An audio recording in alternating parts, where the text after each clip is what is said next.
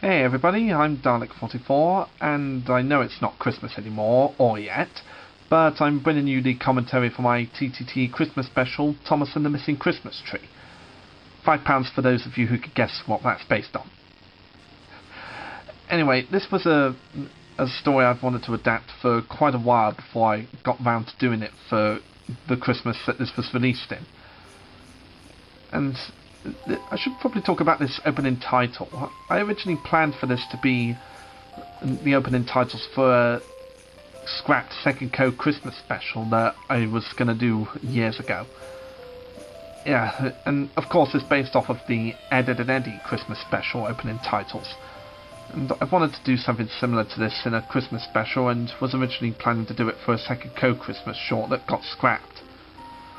So I ended up using it for the Missing Christmas Tree one instead. And with the Missing Christmas Tree special I wanted to make it a mixture of the TV episode and the book.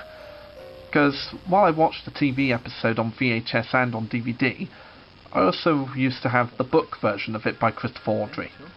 Like, it had photographs and still frames from the TV series, but it was an extended version of the story, which a lot of fans think is a shame didn't make it into the TV series. Like why couldn't it have been like a 10-minute special or something like that? So I just thought, why not do that in my version? Just fill in the time with both TV and book version of it, and of course add in some of my own humour, like with Second Co and breaking the fourth wall and stuff like that. And the Fat Controller is played once again by the fantastic Husky Fan 41, who was just a delight to listen to whenever I receive his lines. Because even when you send him a script, he always adds his own material to it. And I'll send him a script, he'll add some of his own material to it, like add some of his own lines and add a few extra lines for me. And I've said this many times, but I absolutely love it when he does that. It just adds more humour to it. And I've said this loads of times, but Husky Fan 41 really is the Alexei Sayle of my universe. Like, you give him a script to work off of and then he just brings in some of his own material to it, like Alexei would in the Young Ones. Like, the whole dialogue between James and the Fat Controller was all his writing. I never wrote any of that. It was originally just going to end with the "we'll see" bit, I think, but then Husky Fan 41 just decided to add in a little conversation between James and the Fat Controller about his eating problems.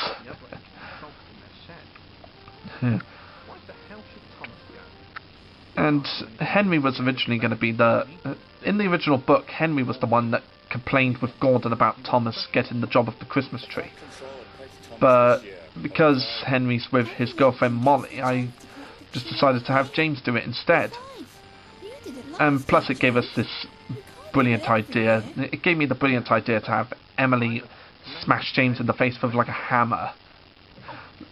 Just making fun of the fact that he says that he's a splendid Ren engine who's ready for anything.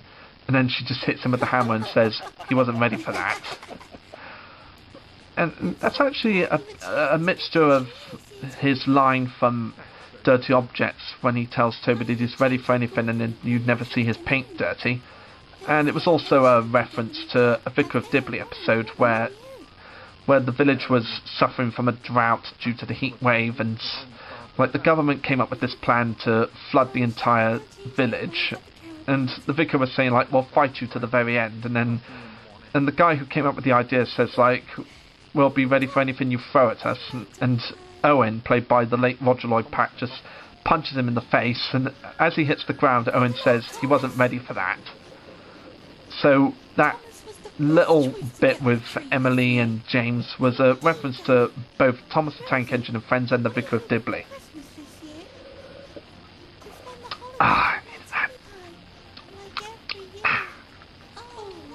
And of course, because Rosie's a main character in the show, I had to add in a few extra bits with her, like some dialogue with her and Thomas. And the snowdrifts there is actually some old white socks I have. I rarely wear them, so I just found a few clean pairs in my drawer and decided to just use those for the snowdrifts. And the bit where Thomas says, "Why would I want to ruin the plot?" in response to the driver saying, "Taking the long way round." That was, of course, inspired off of Ed, Ed and Eddie, one of their many 4-4 breaks, when they're trying to get back into Ed's house to watch monster movies or something like that, and Double D suggests that they go to one of their houses, and then Eddie just responds, "What, and ruin the plot?" And it was one of my favourite moments from Ed, Ed and Eddie, and I really wanted to use that here. And you may have noticed with the Fat Controller, his face in the speech scene is, of course, based off of the original face from the episode. Like, I had a look at some photographs of the episode from the Thomas Wiki page and just decided to do some facial expressions that were similar to the originals from the episode. And I honestly think it paid off really well. I really like that I'm beginning to use more of the original facial expressions from the TV series. And of course I couldn't resist putting in there cue "What is wrong?" thing from Two Stupid Dogs. And since the episode where Donald and Douglas were introduced to the show, his "in that cute but it's wrong" thing is sort of a running gag with the Fat Controller in my universe. He'll say that whenever he thinks something's pretty stupid. And I really do plan to use that more often in TTT when I get back to doing the rest of Series 3. And believe me, I have got the rest of Series 3 planned, but it's just all about writing the stories and you know, getting all the filming and the recordings done. Because it takes time to make these episodes, so you'll have to be patient. And of course we get Sekiko and Unikitty show up in the story, because it wouldn't be a Dalek 44 Thomas story without Sekiko. Yeah, it wouldn't be a traditional story without them. Even though they have their own show, they always make cameos in a TTT special or episode. And the idea of Dot holding a snow cone with her tail, I just thought that I came up with that myself. I just thought that would be an adorable little thing for Dot to do before going into Kissek repeatedly. And in the book, it was originally said that the twins meet Duck along the line, but because I don't really have a voice actor for Duck anymore, I changed it for Rosie. And because she's the girlfriend and she worries about Thomas's safety, I thought it would make more sense. And this scene coming up is actually based off of a Mr. Men Christmas special I watched when I was a child. It was called Mr. Men Christmas Rescue. I'm not sure how many of you have seen it, but you can find it on YouTube. That's where I found it. And it was based on a scene where Knights from Miseryland, like 3 Knights from Miseryland, steal all the Christmas presents from Santa's workshop. And as they're trying to get back to Miseryland in their van, one of the knights is like telling the knight that's driving that they might be going around in circles since it looks the same. And as the knight's saying, like, "I'd never go around in circles, I'm not that stupid," then it's revealed that they actually are driving in circles. And for the bit where they were driving in circles, I actually used a tripod I have for that, because it's the only way I could get that shot without having a shaky camera.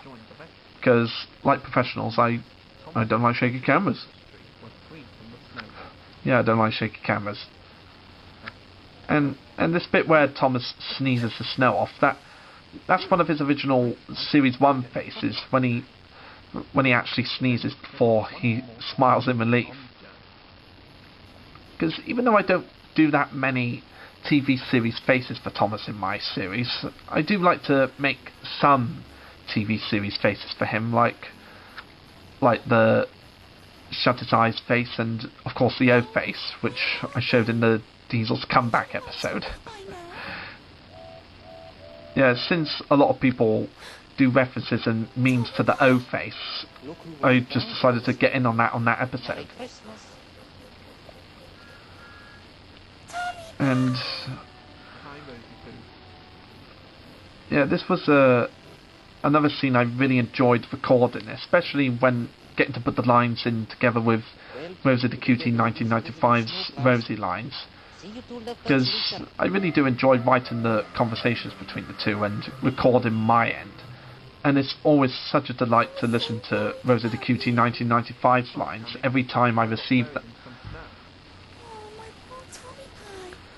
And the two just have great even though we're recording separately, I think we have great chemistry. Like, we can work off each other really well with these scripts. Yeah, it's just really adorable writing on my behalf, and an adorable performance on Rosie the Cutie 1995's behalf. And here's another scene based off of the Mr. Men Christmas Rescue, where it cuts back to the Knights in their van, and one of them's complaining about how they're lost. They're in the middle of a snowstorm and the petrol gauge is nearly empty, and then the driver just finally complains about him moaning. Oh, sorry, I needed another drink. And the bit where they're like, it's not like we're just going to run into a shed anytime soon. Oh, wait, we just did.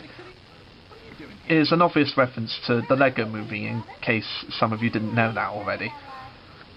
But yeah, it's a reference to the Lego Movie, when Batman keeps pointing out how things aren't just going to pop up like that, and then they do, like Metalbeard's pirate ship and the Millennium Falcon. And I should talk about the lighting in the night scene. Like, I was actually trying to experiment with not having to use my bedroom light for the night scene, and then the dark effects from Windows Movie Maker. Like, I try to do a lot of my filming in daylight, and I have to get the timing just right for the night scenes, especially when I have to film stuff, because I don't want it too dark and I don't want it too light either. I just want it like somewhere in the middle. And this was a piece that I really did enjoy taking a picture of, like with the whole Christmas party, with the Lego minifigs, the Doctor Who Time Squad characters, and the Mr. Men and Little Miss, and Dot Warner, of course, and it was just a great way to bring pretty much every character I'd used in, well, almost every character I've used together in a Christmas party. Just like bringing in everyone from like every video. And for those of you who are wondering where the Mr. Bean minifig came from, it's actually a custom figure from a Lego custom figure website that I often make purchases from. And they're in a sort of partnership with FirestarToys.com, where I get most of my minifigures from, and I just saw the Mr. Bean figure, really liked it, and decided, I'm having that. I'm having that Lego Mr. Bean. And it's very likely that he's gonna make more cameos and appearances in the future, because, like, who doesn't love Mr. Bean? And the adorable ending scene with Thomas and Rosie having their little conversation before they go to sleep, and Thomas giving Rosie the Christmas present. Yeah, I just thought of a nice way to end the special, like a really lovely Christmassy way to end it, and I thought, why not have Thomas give Rosie a present? And the present turned out to be a snow globe with Thomas and Rosie in it.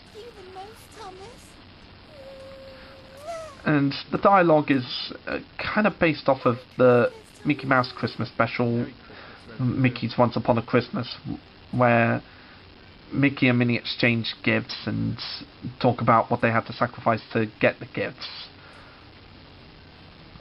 You know, I just thought it'd be really adorable to have it end with that kind of thing. And I think that's pretty much all I can say for this Christmas special. Even though it's not Christmas, I'm doing a commentary on it anyway. Yeah, it's my video, I can do whatever the hell I want. I do what I want, says Cartman.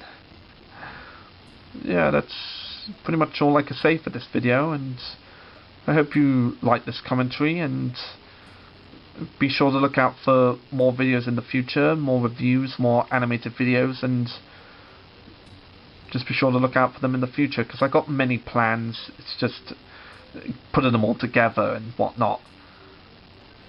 So, yeah, I hope you really enjoyed this commentary and the original video, and I'll see you guys next time. Ciao!